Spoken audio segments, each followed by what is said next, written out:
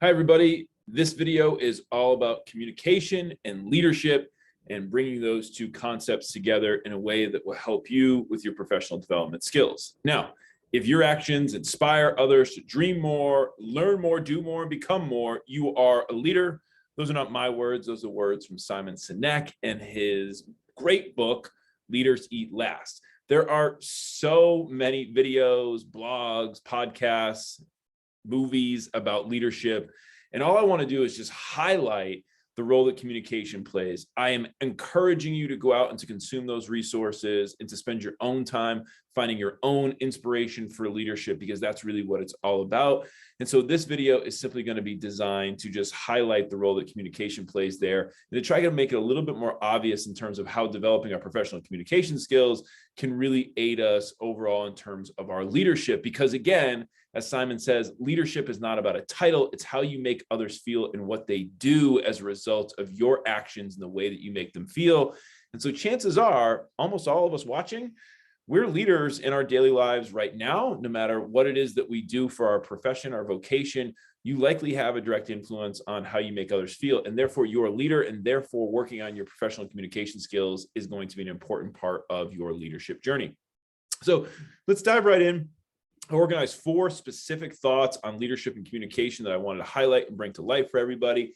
And the first is that we need leadership. It's part of our biology, just like communication is. So leadership has probably been long thought of as being something that we manufacture, that we train for, that we take courses on, and that we read books for. And yet, the irony being is that it's really within us all along, that our biology craves organization and leadership, and that we look for leaders amongst us within our communities. And ourselves, we are manifesting leadership by the choices that we make in trying to influence others. And so what I want you to recognize there, and the first part of this video is just trying to empower and inspire you to recognize that you are a leader.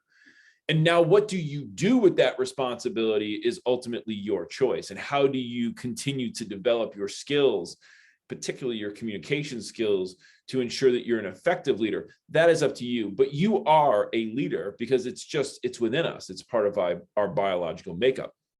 Secondly, in order to be an effective leader, you have to be close relatively to the people in which you're leading. Now, of course, virtual has really changed our definition of what it means to have close proximity.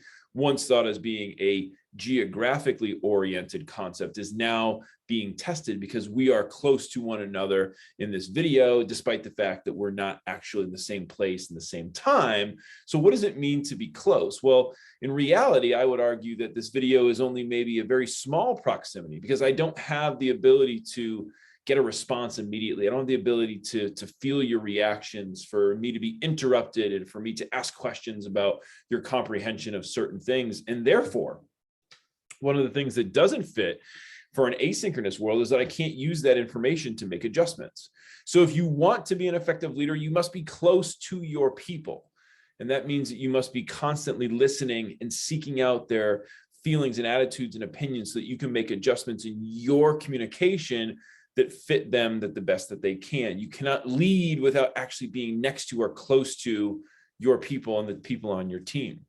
Third, leadership is putting others before yourself for the greater good. And so leaders, as Simon Sinek will talk about extensively in his books and his videos, right, they're going to eat last, literally, because they have to put the good of the team and the welfare of the team in front of themselves, because that is what is going to help them achieve their mission. So if you are an exceptional leader, do you find yourself putting others in front of you? And why this can be important and sometimes challenging in early days of our careers is that if you're not putting others in front of yourself, you feel like you may be missing out.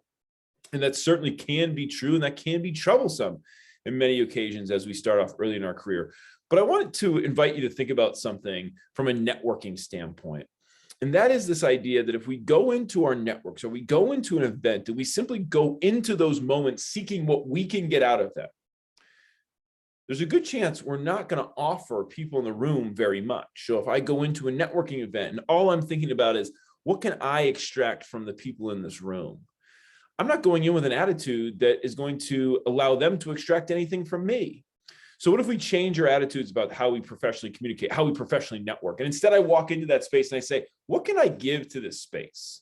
What is it that I know or feel that I can share with others that they'll enjoy? And chances are one of those things is that they want to be listened to. They want to be heard because probably they haven't spent this much time reflecting on this exact point. And they're probably walking into that room or that event thinking, how can I get names and phone numbers and business leads from the people in this room? And they're going in with that attitude. So now if you show up as a listener, ready to give what it is that they want, you'll likely walk away with a lot more in that approach by putting others in front of yourself and be seen as more of a leader in that particular context. And then finally, as we all know well, time is the most important resource. Time is the most important resource for you as a leader, but also how you give time to those in which you're working with. It is something that you need to respect, why we're placing an emphasis on brevity and being succinct in our stories, because we want to respect the time of those whom we're working with. All right, a few other thoughts here as we talk about leadership. 7 characteristics from a great article from 2020 in Forbes, and it's linked in the videos here. And these characteristics stand out to me because they are a way that we can see communication playing a role in each of them. And we start with this commitment to values, which brings us back to our conversations about our ikigai and our self-awareness. What are your values? And if you look at number 3, it says radiate authenticity. So it's being aware of your values, and then it's living and manifesting every day through those values. Those are the characteristics that people associate with leaders. And yet those are the characteristics that we associate with exceptional professional communication. So you can see how they ultimately go hand in hand. A commitment to personal development, always investing in getting better, always investing in our self-awareness is part of that journey. Again, a characteristic that we associate with professional communication being directly associated with leadership. And so you can see they go hand in hand. Skillful communicators, of course, but effective leaders embrace vulnerability. They use their vulnerability to make others feel comfortable. So by me telling you about my mistakes and my shortcomings and the things in which I have not achieved, anything that makes me uncomfortable, will likely help those around me in many ways feel more comfortable in their own shortcomings, which brings us to the next one, which is to unify and to create peace. So by being humble and vulnerable, I'm also allowing you to be more comfortable and to be more vulnerable. And then together we can come and we can have unity and we can create peace. And through that peace, we can then use our lower levels of anxiety and uncertainty to achieve the goals and the missions that we come together through. And then finally, of course, we think of our great leaders as being ultimately approachable, that they are inclusive. And so are people appreciating you as being approachable? When we think about our self-awareness and that external perception that we're getting from those in which we work with and with those in which we live with, do they perceive us as being approachable? Finally, I selected some quotes here from the Leaders Eat Last novel. And I did want to just highlight a few of these that stood out that I thought were quite most enjoyable. For me, this one right here, as the Zen Buddhist saying goes, how you do anything is how you do everything. And so I'm going to leave you with that one there. And I just think about how that kind of helps to satisfy the reason in which we are pursuing these goals, that we're trying to work on these skills.